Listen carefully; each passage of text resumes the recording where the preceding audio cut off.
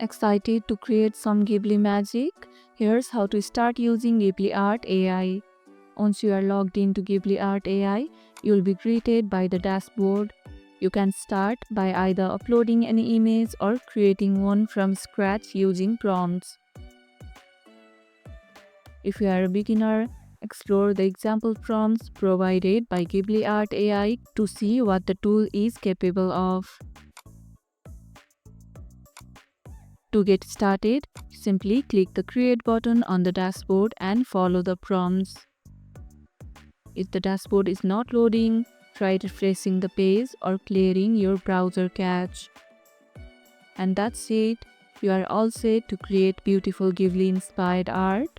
If this video helped, hit the like button, share it, subscribe, and leave a comment. Thanks for watching, and I'll see you in the next one.